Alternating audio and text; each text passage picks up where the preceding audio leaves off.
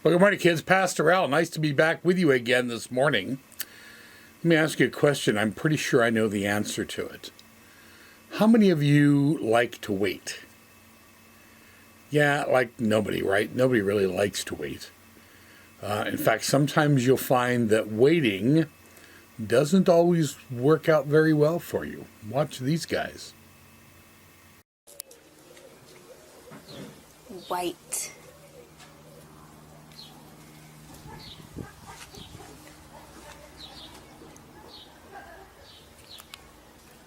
Okay.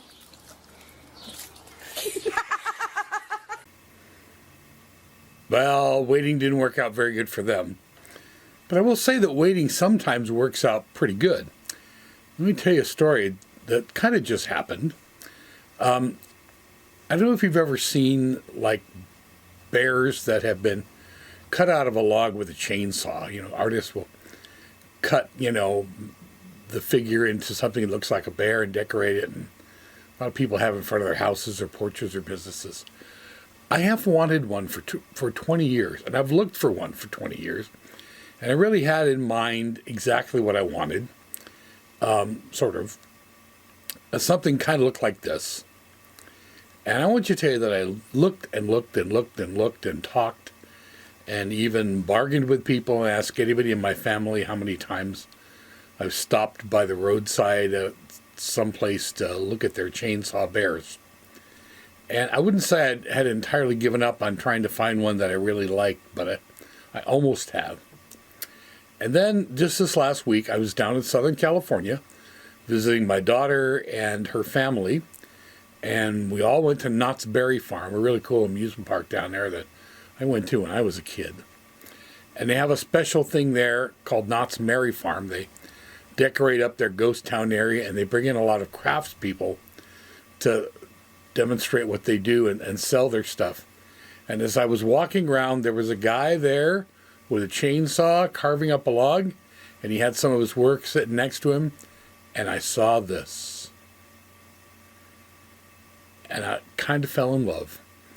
And because, these things are expensive, I decided I would go out to dinner. We'd go out to dinner, and I'd wait till after dinner to come back and look again. And I came back, took one look, took him over to the guy that was selling him, did a little bit of negotiating, and then this happened. Yeah, that little guy's mine, and it was kind of an adventure getting him back on an airplane to fly back to Seattle, but he's at my house now, and as soon as I can figure out where he's going to go on my front porch. He's not at all what I really thought I was ever going to get, but I just really like him, and I'm very happy about that, and my 20 years of waiting has come to an end. Not only has it come to an end, but it's come to an end in a way that I absolutely did not anticipate. He's not the bear I thought I was going to get. But I really think that this is the bear I'm just going to love as long as I have him. Now, why am I telling you this? We are the first Sunday of Advent. Advent is the season of 4 weeks of waiting for the celebration of the birth of Jesus Christ, Christmas. And we're told that this season is a season that helps us kind of learn how to wait. Not wait all crazy, we can't wait till it gets here. But wait so that we have a chance in our hearts to prepare them for the wonder that the birth of Jesus Christ brings. The first time in the Bible they start talking about that really specifically was roughly about 500 years before Jesus would be born. And all the people that heard that first prophecy weren't around to see it. And you know what? When Jesus came 500 years later, he wasn't at all what people expected. They expected a king or a leader or a soldier to throw all of their oppressors out and take over the world. And he wound up being a king who decided the way to win the war was to take over our hearts.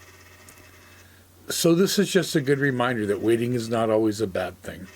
Sometimes waiting really prepares our hearts for what God wants to bring us. And a lot of times when God finally answers our prayers, brings us what we waited for, it doesn't look at all like what we thought it was going to look like. But it's the right thing. And it's the best thing for us. So, kids, you got 4 weeks to wait for Christmas. I know you're going to be anxious to get there, but learn a little bit of something from this time. That waiting is often a pretty good thing. Take care, kids. We'll see you. Bye-bye.